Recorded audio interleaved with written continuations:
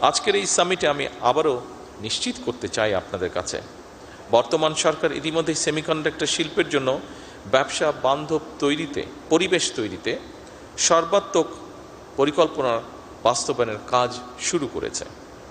বিনিয়োগ বান্ধব নীতি, কর সুবিধা, বন্ডের সুবিধা প্রদান এবং বিশেষায়িত অবকাঠামো নিশ্চিত করতে সরকার প্রতিনিয়ত চেষ্টা করছে কাজ করার জন্য। বিদ্যমান যে সকল হাইটেক পার্ক আছে এগুলোকে আধুনিকরণের পাশাপাশি একটি বায়োটেক পার্ক নির্মাণেরও পরিকল্পনা আমরা করছি।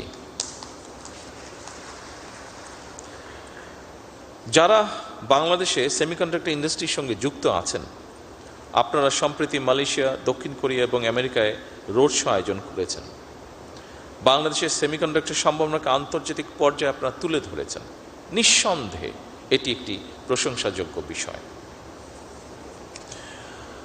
উপস্থিতি সুধীবৃন্দ, আমাদের সামনে নিঃসন্দেহে বহুমাত্রিক চ্যালেঞ্জ আছে। দক্ষতার হয়তোবা ঘাটতিও আছে ক্ষেত্র বিশেষে, ল্যাবের সীমাবদ্ধতা আছেই, বিনিয়োগেরও হয়তো সীমাবদ্ধতা আছে, আন্তর্জাতিক বাজারে কঠিন প্রতিযোগিতাও রয়েছে। তবে সকল সীমাবদ্ধতাকে অতিক্রম করে এগিয়ে যাওয়ার অদম্য ইচ্ছাই কিন্তু আমাদের রয়েছে। আমি আজকের এই অনুষ্ঠানে এতটুকু আপনাদেরকে বলতে চাই, আমার সরকারের অবস্থান থেকে আপনাদের সেই অদম্য ইচ্ছাকে কাঙ্ক্ষিত লক্ষ্যে পৌঁছে দেবার জন্য সাধ্য এবং সামর্থ্যের সবটুকু দিয়ে ইনশাল্লাহ বর্তমান সরকার আপনাদের পাশে রয়েছে এবং থাকবে। সীমাবদ্ধতা, প্রতিকূলতা এবং নানা প্রতিবন্ধকতা পেরিয়েই বাংলাদেশ বর্তমানে কৃষি, পোশাক শিল্প, প্রবাসী আয় এবং ডিজিটাল সেবায় সফলতা দেখিয়েছে।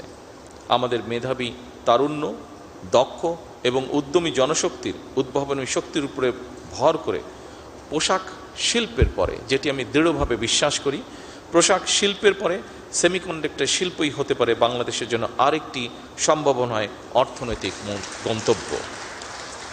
এই লক্ষ্য বাস্তবায়নে আমি সংশ্লিষ্ট মন্ত্রণালয়, সরকারি সংস্থা, বিশ্ববিদ্যালয়, শিল্প খাত, প্রবাসী পেশাজীবী এবং উন্নয়ন সহযোগীদের সমন্বিতভাবে কাজ করার জন্য বিনীত আহ্বান জানাই।